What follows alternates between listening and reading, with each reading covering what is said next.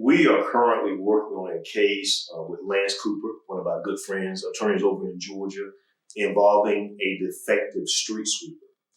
Our client, Mr. Hall, worked for a company and he was a street sweeper. On the back of this street sweeper are controls to operate the hopper and conveyor used to lift up the component and to dump the components. Unfortunately for him, he had an issue with his particular street sweeper. He attempted to troubleshoot and he stood in the area where the controls were. His lower leg inadvertently activated the controls of the hopper.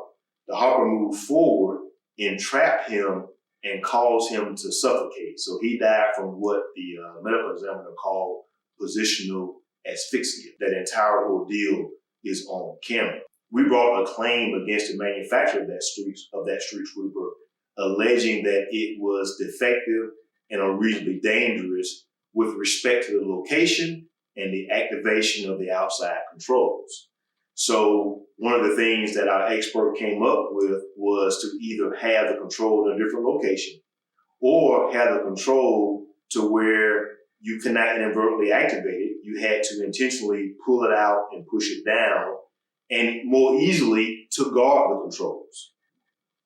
As a result of that litigation, now every street sweeper sold by Swartz now have those guards on them, so an inadvertent activation is no longer possible.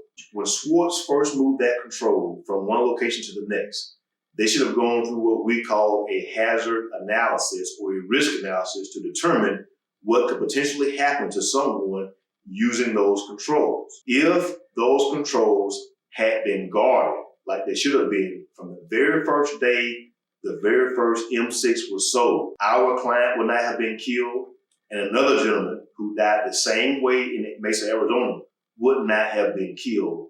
It would not have been possible for them to die the horrific way they both died. Employers, manufacturers have a responsibility to follow safety rules and regulations that call for safety analyses to make sure that people don't die under what we call foreseeable circumstances. Our client's injury and death was foreseeable.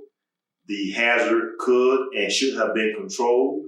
That litigation should not exist, but the fact that it does now exist means that no one else will ever die the way he did because of the design change that was made possible by this litigation.